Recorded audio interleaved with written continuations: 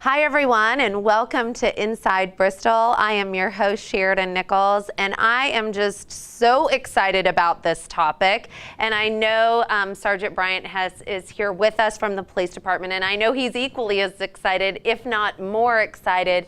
This is something that everyone needs to sign up for and go and take this course. This is a new training, and tell us about this new training. Okay, the class is actually called CRACE, and that stands for Citizens Response to Active Shooter Events. This is the fourth one that I've been to learn to teach, and it's probably by far the best. This class will actually give the normal citizen a better survivability factor if they encounter something like this.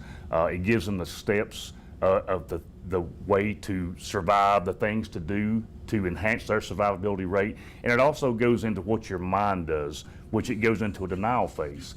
And a lot of people don't understand that, but there was a prime example on the news last night about the YouTube shooting. Some of the people thought there was fireworks going off. That's not the case.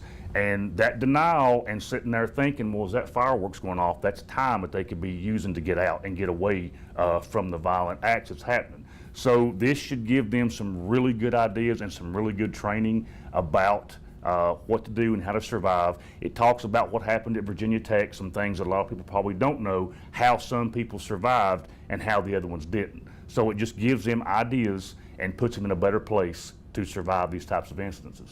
Because, you know, obviously we've heard about active shooters in all sorts of situations and in different places.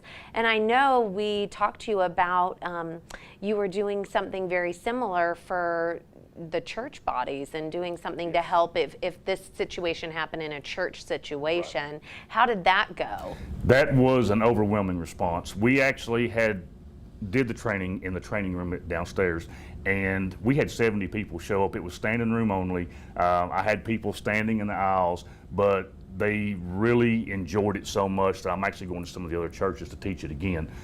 This time we've moved the event to the auditorium, just because we have more seating, but I still would like people to contact me so I can kind of get an idea of who's showing up so we can make the arrangements. If that happens again, we don't want anybody to be standing. We want to be comfortable. And this particular training, of course, is going to help anyone. I mean, whether you're at the mall and something like this happens, at your workplace, obviously, you know, a school, a church, I mean, it doesn't matter. This really is going to teach you on exactly how to train your mind and how to get in a mode of if there was an active shooter, which it's terrible that we're even sitting here talking about this, but if there is, you know, we want everybody to be safe, and so this is really the kind of the best resource that we have right now that you're offering. So tell us exactly, you know, when this training will take place, and so that you can reserve a spot. And right, it'll be April the 18th at 2 o'clock in the afternoon. It's going to run about an hour and a half.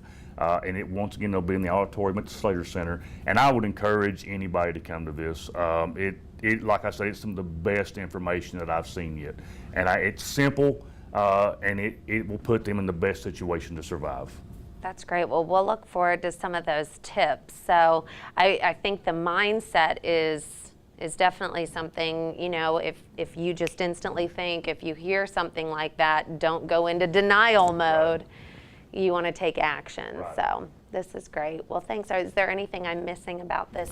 No, I think that pretty much covers it. But like I said, I would like to kind of get an idea of who's showing up. So if they'll contact me either by email or my department phone, that would help me out quite a bit. Yeah, it would be great if you had a packed auditorium. Yes. This is definitely one of those topics where we all need to know how to take care of, you know, ourselves and the people with us. Yes. So. Well, thank you very much for being on the show today, and hang tight. We'll be right back.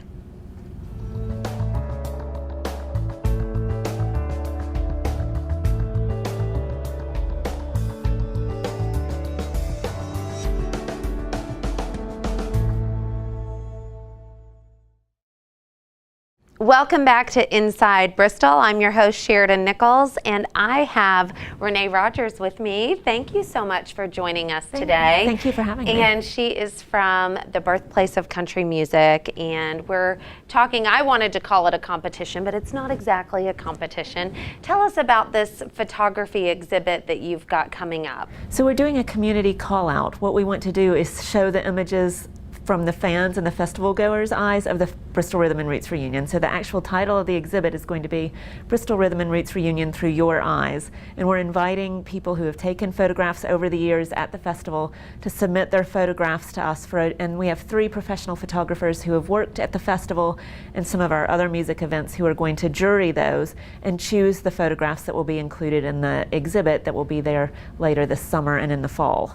And that is exciting. What a creative event. How did you all come up with this? Well, we just knew, we'd been talking for a while about doing some kind of community-led exhibit anyway, and we just thought, we've got 17 years behind us of the festival. People love it. People are getting excited about it right now because we're about to do the big reveal of who's going to be there. So we thought it was just the perfect time to do something like this. And we know that there's so many people out there who are sharing photographs during festivals, so there must be lots of wonderful photographs that we've never gotten to see before.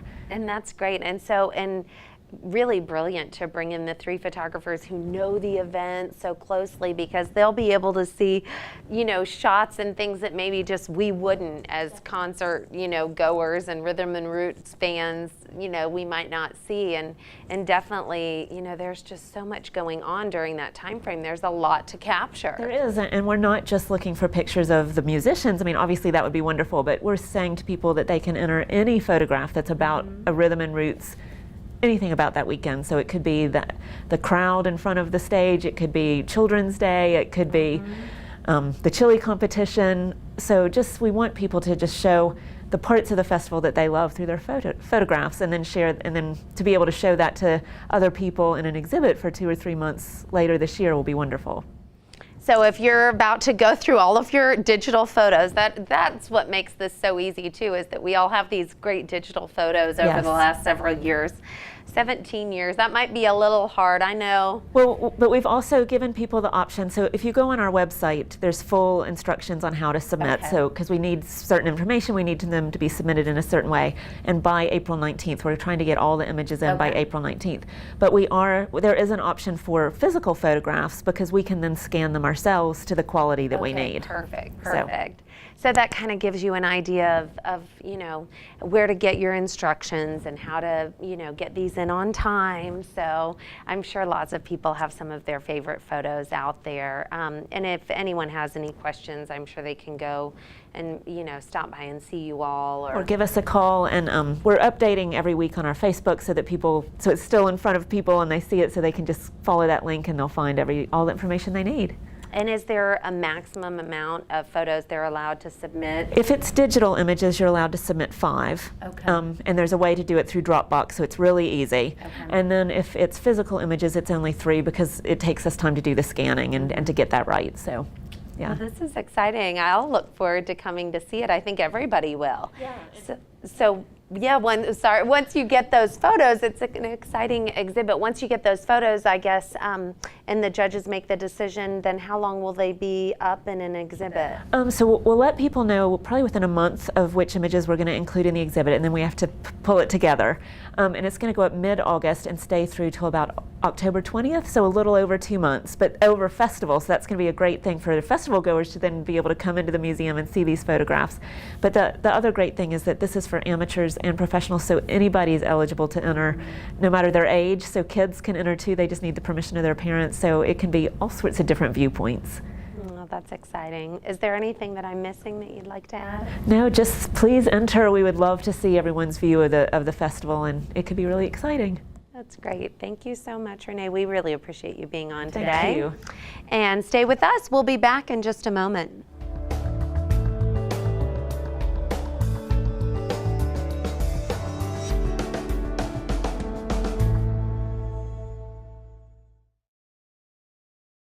Welcome back to Inside Bristol, and it's great to see 2 people on the couch today. I've got David McGlamory here from the Bristol Fire Department, and then of course we've got Don Day from the Red Cross.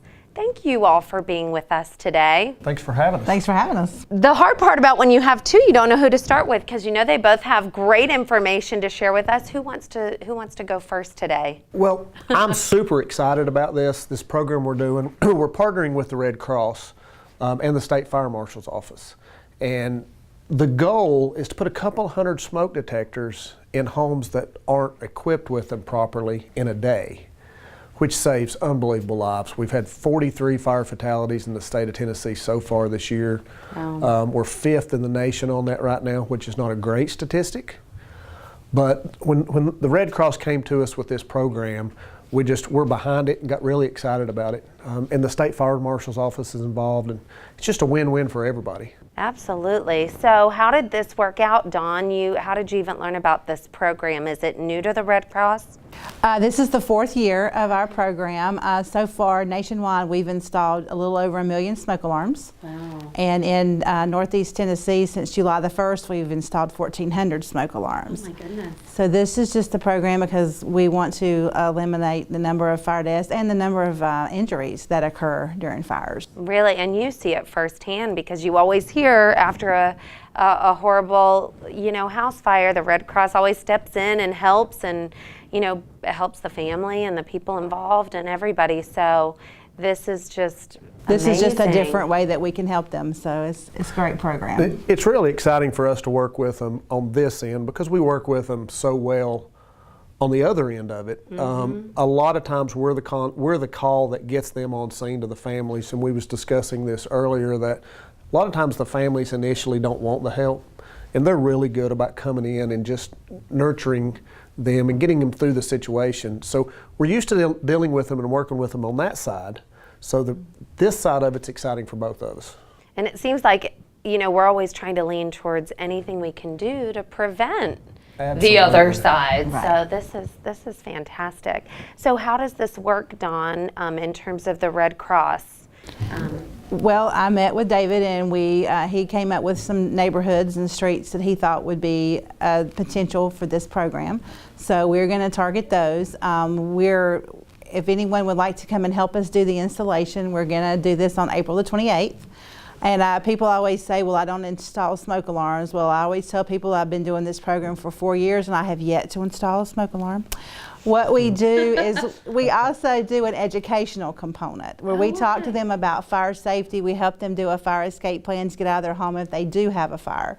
So we need people to do that as well. And we also need people to do the paperwork. And so there are other jobs besides putting the alarms up, if people would like to assist. Or if they need a smoke alarm, they can also get in touch with David or either one, and we'll get them on the list for that day. This sounds like a great way to volunteer. So April 28th, if you'd like to help out in this effort, you should contact either the fire department or Red Cross. Either one. Either one is good. And then they'll sign you up for a job. That's great. I've never installed a fire alarm either. I'd kind of like to know how to do one. Yes. So you'll have to teach us that, We David. can handle that. So this program, I guess it's kind of new to us, but it has been around for 4 years and new to the fire department. I should imagine this will just grow and grow. We hope so. Getting it out to the public is the hardest part to start with, and getting acceptance of letting the Red Cross and members of the fire department come into people's homes just to make sure everything's safe. It's a win-win. Now, is it typical that you'll go into one home and install one, or I know sometimes you need a few? That will depend upon the size of the home, Okay. Of course, but most of the time when we go in, it'll be at least a couple. Okay. However many they need. That's If great. that goes from one to, if we get into a 3-story home or something that we need to put 4 or 5 in, we just want to make sure everyone's covered. It's such an important tool to keeping people alive. And one of the interesting things that I learned when we started doing this that I had no idea is that after 10 years, your smoke alarm probably doesn't work anymore. Oh, wow. Okay. And I don't think people realize that. And they'll say, I've got alarms, but they may not actually currently be working. So that is something too that Yeah, even though you huge. you change your batteries, and we've all seen the change your batteries when you change your time campaigns, but they have an expiration date. And at the end of 10 years, there's a possibility they still work, but there's nothing guaranteed, and the UL listings on them are only good for 10 years, so that's when you have to replace. And we check that during this campaign, and if they currently have smoke detectors and they need new ones, we're going to put new ones up. That's great. Well, this is fantastic, a wonderful program, and we're excited that the two departments are working together. That's always such a blessing when we can do that and help each other. Absolutely. We're looking forward to it. Thank you. Well, thank you so much for being on today. Thank you all for tuning in, and we'll see you next time.